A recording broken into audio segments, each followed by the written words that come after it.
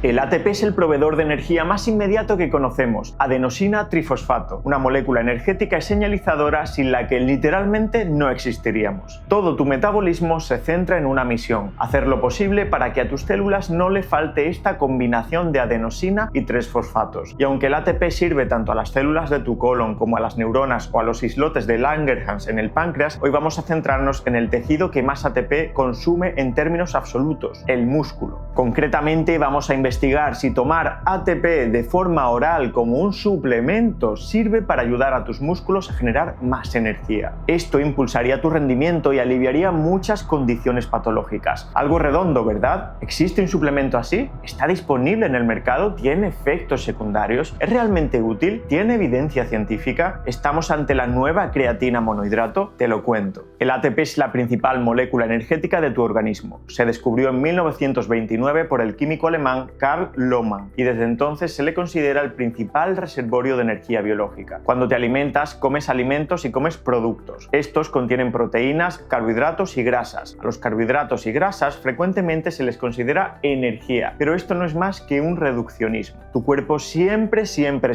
tiene que convertir esos macronutrientes en ATP. ¿Para qué? Pues para que te sean útiles. Desde el punto de vista energético, tu cuerpo no quiere una glucosa o un ácido graso para nada más que convertirlo en ATP. Son un medio, no un fin. Tu metabolismo es el encargado de estar continuamente transformando las moléculas que comes y que almacenas en ATP. Y te puedes hacer la siguiente pregunta: ¿se acumula el ATP de alguna forma? Al igual que tengo almacenes de glucosa en forma de glucógeno o de grasa en forma de triglicéridos, ¿tengo almacenes de ATP? Sí, tienes reservas de ATP, pero en muy pequeñas cantidades. Concretamente, acumulas 25 milimoles de ATP por kilogramo de músculo en seco. Si hipotéticamente la capacidad de almacenar grasa equivale a una nave industrial de 3.000 metros cuadrados, el almacenamiento de ATP es un cajón donde guardas los calcetines. Esto quiere decir que debe haber una conversión continua de macronutrientes en energía, es decir, en ATP. El suministro no puede cortarse en ningún momento. Si se detiene, tus neuronas dejarían de funcionar y caerías inconsciente. Para que te hagas una idea de la velocidad de recambio del ATP, cada molécula de ATP en tu cuerpo se consume y regenera de 2.000 a 3.000 veces cada día. Y dirás, ¿pero qué hace exactamente el ATP en mi músculo para ser tan necesario? Lo que hace es reorientar las cabezas pesadas de los filamentos de miosina, permitiendo que formen puentes cruzados con los filamentos de actina. La actina y la miosina son las proteínas contráctiles musculares. Se entrecruzan la una con la otra y generan lo que vemos como contracción muscular. Pero el ATP también es necesario para la relajación muscular, no solo para la contracción. En cualquier caso, sin ATP tu músculo no puede ni contraerse ni relajarse y tú no podrías ni moverte. Pero el ATP no actúa solo en la célula, forma una dupla perfecta con otra molécula que ya conoces bien, la creatina. De hecho, ambas son inseparables y establecen sinergias que te benefician. Junto con la creatina, el ATP forma lo que se conoce como sistema de fosfágenos de alta energía. Entre ambos proveen enormes cantidades de energía, pero durante un periodo de tiempo muy limitado. Hablamos de no más de 10 a 15 segundos. Piensa en un levantamiento de halterofilia, un sprint, un salto máximo, un lanzamiento de jabalina. En el ámbito clínico, el sistema de fosfágenos es algo así como una batería de repuesto que puede aportar energía cuando los sistemas principales, glucólisis y beta-oxidación de ácidos grasos, fallan. En animales, potenciar el sistema de fosfágenos con creatina les hace más resilientes a un infarto o a un ictus, preservando más cantidad de tejido cardíaco o cerebral respectivamente. Cualquiera que tenga un bagaje mínimo en biología conoce las funciones energéticas del ATP. Lo que no es tan conocido es el papel señalizador de la molécula. El ATP tiene un papel paracrino en el músculo, cuando se libera al espacio extracelular. ¿Qué es esto? Pues que el ATP generado en el propio músculo durante el ejercicio modifica la vascularización del tejido muscular mediante los siguientes mecanismos. Bajo condiciones hipóxicas, es decir, bajas concentraciones de oxígeno, como las que ocurren en el ejercicio de alta intensidad, los propios glóbulos rojos dentro de los vasos sanguíneos del músculo aumentan la síntesis de ATP, liberándolo progresivamente a la circulación local. Después, el ATP se une a receptores de purinas en el endotelio vascular y se estimula la producción de prostaglandinas y óxido nítrico. Ambas son potentes moléculas vasodilatadoras que aumentan el calibre de los vasos sanguíneos, es decir, abren el vaso sanguíneo mejorando el flujo a las fibras musculares y permitiendo continuar con la acción muscular durante más tiempo. El ATP señaliza una llamada a abrir el caudal sanguíneo para seguir aportando aportando nutrientes y oxígeno al músculo. Todo esto es maravilloso y ahora mismo mientras ves este vídeo tus células están generando ATP a un ritmo constante. Pero ¿podemos potenciar este ATP endógeno de alguna forma? ¿Existe la suplementación con ATP? Dadas las acciones mencionadas, la suplementación con ATP oral sería interesante para mejorar el rendimiento físico en actividades principalmente anaeróbicas. Hablamos de actividades intensas que generan gran estrés mecánico y metabólico, como aumento de temperatura, cambios hidroelectrolíticos y disminución del pH intramuscular. ¿Pero se cumple esto? Analicemos esta revisión sistemática y metaanálisis publicada muy recientemente. En ella se estudiaron artículos que valoraron el efecto del ATP oral en variables como fuerza máxima, número máximo de repeticiones y potencia anaeróbica máxima. Los participantes eran adultos sanos y con experiencia en el entrenamiento de fuerza. Las conclusiones son bastante alentadoras. La suplementación con ATP oral generó más ganancias de fuerza máxima en comparación al placebo. Sin embargo, no se vio mayor número de repeticiones o mayor potencia anaeróbica. Como limitaciones del estudio, necesitaríamos más estudios que incluyan población femenina, población sedentaria, deportistas de endurance y otras disciplinas deportivas. Pero aunque sea un muy buen estudio, no podemos guiarnos por uno solo. ¿Hay otros trabajos que apuntan hacia lo mismo? Sí, en este de Púrpura y colaboradores se concluye que el ATP oral previene la disminución de ATP inducida por el ejercicio, mejora la potencia máxima y también la excitabilidad muscular. Wilson y colaboradores en 2013 concluyen que la suplementación oral con ATP mejora las adaptaciones musculares en el entrenamiento de fuerza o de alta intensidad. Es decir, contribuiría a generar más potencia, mantenerla durante más tiempo y hacer que respondas mejor al ejercicio físico. Esto tiene buena pinta, pero ¿qué hay de sus efectos en personas con patologías que no necesariamente son deportistas? El ATP modula, como has visto, procesos como la vasoconstricción y vasodilatación, y esto abriría la puerta a su uso en algunas condiciones clínicas. Por ejemplo, 400 miligramos al día de ATP durante 12 semanas incrementó el diámetro de la arteria braquial y por lo tanto el flujo sanguíneo. Si bien en este estudio no hubo grupo control, lo cual limita muchísimo los hallazgos. Lo que hace el ATP es activar receptores endoteliales que liberan óxido nítrico y así es como mejora el flujo sanguíneo. Este otro es muy interesante. 11 mujeres con edad media de 62 años e hipertensión recibieron 400 miligramos de sal disódica de ATP. Tras el periodo de exposición, las mujeres recuperaban más rápido la HRV, variabilidad de la frecuencia cardíaca y presión arterial sistólica 30 minutos después de hacer ejercicio aeróbico. Esto nos sugiere que el ATP podría tener un papel mejorando nuestra capacidad de afrontar estresores como el ejercicio físico. Pero también parece prometedor en cuadros como dolor crónico. Estos 181 adultos con dolor lumbar subagudo tuvieron que usar menos analgesia de rescate tras suplementarse con tan solo 90 miligramos al día de ATP.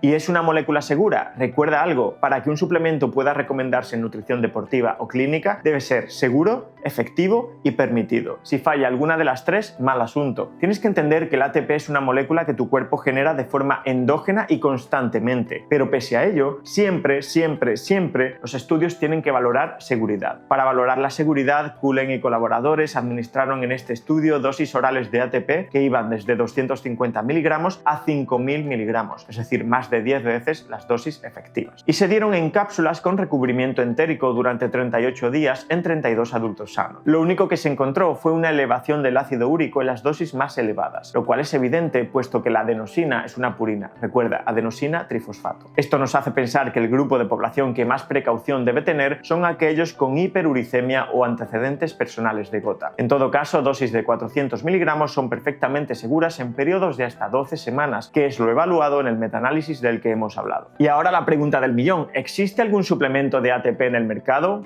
Respuesta corta: sí existe. Este ATP, Prime ATP, se presenta en una forma de administración muy específica y necesaria para que el suplemento sea útil. Son 400 miligramos en forma de sal disódica y en cápsulas con recubrimiento entérico. El recubrimiento entérico permite que se libere adecuada y progresivamente en el intestino delgado, mejorando la biodisponibilidad de la molécula. Y si no se utiliza este recubrimiento, el ATP se hidroliza rápidamente a ADP en el ambiente ácido del estómago. Algo importante es que este suplemento entrenamiento requiere de un timing específico. ¿Cuándo debería tomarlo? Pues 30 minutos antes del entrenamiento. En este sentido, se parece mucho a la cafeína, pero tiene un timing totalmente diferente a los nitratos, por ejemplo. ¿Y los días en los que no entrene? Pues en el desayuno y sin necesidad de ayunas. Si lo has probado, nos sería de mucha utilidad conocer tus impresiones. Terminando, parece que hasta donde sabemos, el ATP oral en dosis de 400 miligramos y tomado con cápsulas de recubrimiento entérico y en formato de sal disódica antes de entrenar puede mejorar tu fuerza máxima, potencia muscular, reducir la fatiga y aumentar el rendimiento en actividades de alta intensidad. Y aunque su evidencia es mucho más limitada, los beneficios recuerdan mucho a los de la creatina monohidrato. ¿Casualidad? Para nada. Como hemos comentado, ambas moléculas se retroalimentan y potencian la una a la otra. Más ATP implica un recambio más rápido de fosfocreatina en el músculo, que al disociarse en creatina y fosfato liberará energía, que se usará en procesos celulares como la contracción muscular. La siguiente pregunta es si la suplementación con creatina y ATP es sinérgica. Esto lo dejamos para otro vídeo. Si eres profesional y quieres profundizar más en este tema, te recomiendo esta revisión. Te veo en el próximo vídeo. Recuerda que tienes a tu disposición nuestra lista de correo gratuita. Un fuerte abrazo y a seguir empoderando.